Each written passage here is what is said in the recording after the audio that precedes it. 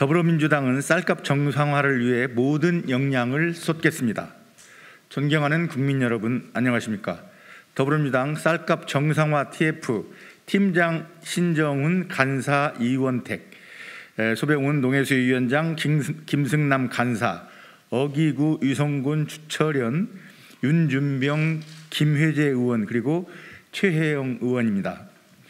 안타깝게도 농업인의 생사가 걸린 쌀값 정상화를 위한 국회 입법 처리가 늦어지고 있습니다.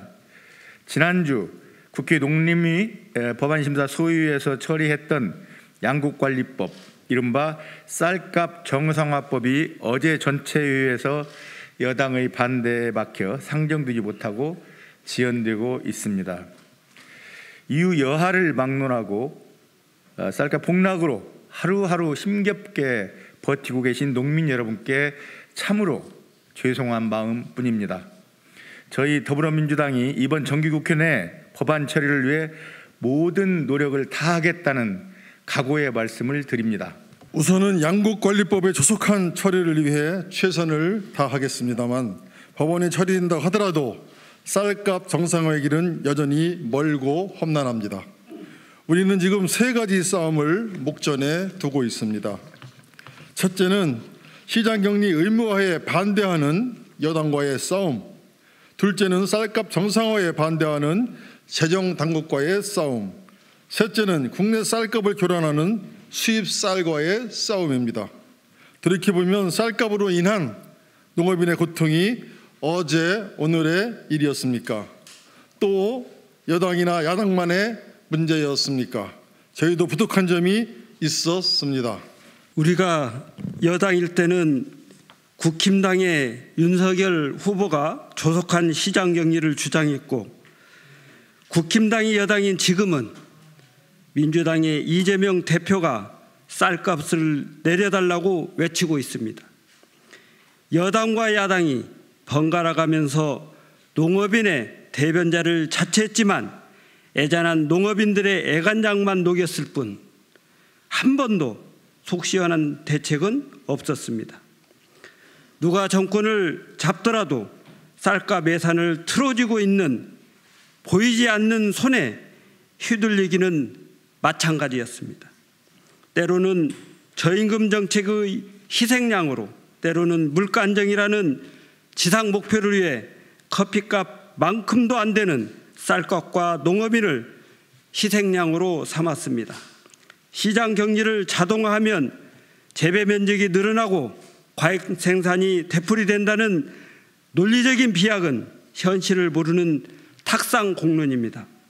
저희는 쌀값을 바라보는 재정당국의 일방적 인식과 왜곡된 시각을 과감히 교정해야 이번 사태의 본질을 직시할 수 있다고 생각합니다. 쌀 수급과 쌀값 정상화는 농업인뿐만 아니라 국민의 안정적인 삶을 위한 전제 조건입니다. 그렇기 때문에 쌀값은 일반 시장 논리가 아닌 철저한 식량 안보와 식량 주권의 관점에서 접근해야 합니다. 쌀 의무 수입 물량을 조정해서 국내 쌀 과잉 수급 문제를 해결하는 방안도 본격적으로 고민할 때입니다. 우리나라는 1995년 WTO 가입 이후 2014년까지 20년 동안 쌀 관세화를 유예하는 대신 미국, 중국 등 주요 쌀 생산국별 쿼터에 따른 물량을 의무 수입하고 있습니다. 평년장만 되어도 쌀이 과잉 공급되는 상황에서 매년 수입 물량이 40만 8,700톤에 이르다 보니 국내 쌀값 폭락은 속수무책인 상황입니다.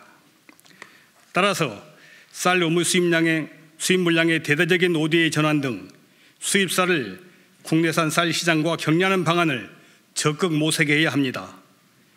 쌀 원조 확대는 농민의 시름을 덜고 국제적으로 한국의 위상을 높이는 윈윈 전략이 될 수 있을 것입니다.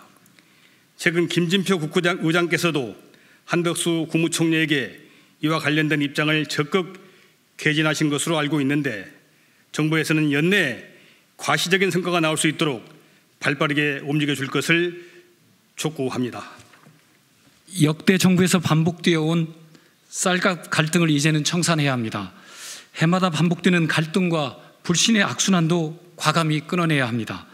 만성적인 쌀 수급 과잉을 방치하면 농업인의 고통은 가중되고 반복되는 시장 격리로 재정이 낭비될 수 있을 뿐만 아니라 사회적 갈등이 심화되고 지방 소멸은 가속화될 것입니다.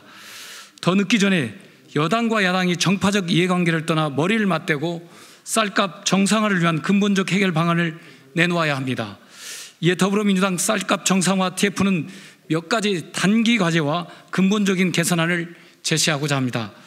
첫째, 단기적으로는 공급 과잉으로 촉발된 이번 쌀값 폭락에 대해서는 잔여 제공 물량과 신곡 초과 생산량을 더한 충분한 물량을 시장 격리로 조속히 확정하여 쌀값 정상화에 나서야 합니다.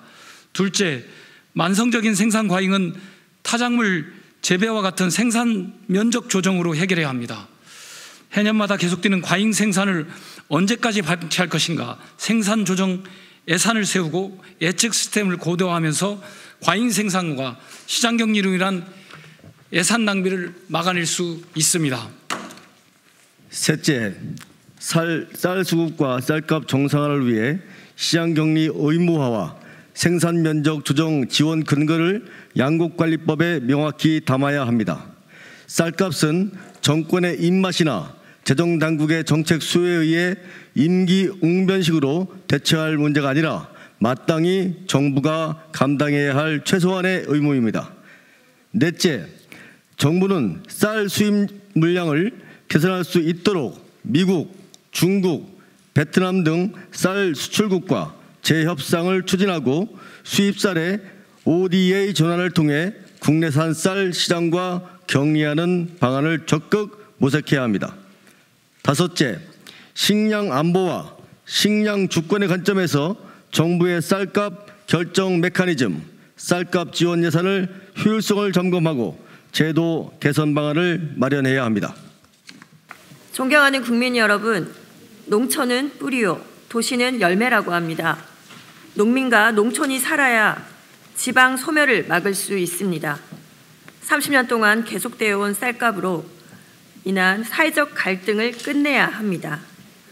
이상과 같은 목표를 관철시키기 위해 정기 국회 동안 적극적인 대정부 활동과 함께 오늘부터 26일 상임위 법안 통과시까지 국회 본청 앞 국회의원 1인 릴레이 피켓 시위를 진행하고 이후 사항에 따라 항의 농성, 대국민 캠페인 등을 전개하고자 합니다. 또 필요하다면 현장의 농민단체들과 함께 용산 대통령실 항의 집회 등 쌀값 정상화를 위해 모든 노력과 역량을 쏟겠습니다. 쌀값 폭락으로 하루하루 속이 까맣게 타들어가는 우리 농민들의 손을 잡아주십시오. 쌀값 정상화를 위한 대국민 캠페인에 적극 동참해 주십시오. 감사합니다. 2022년 9월 21일 더불어민주당 쌀값 정상화 TF 국회의원 1동 이상입니다.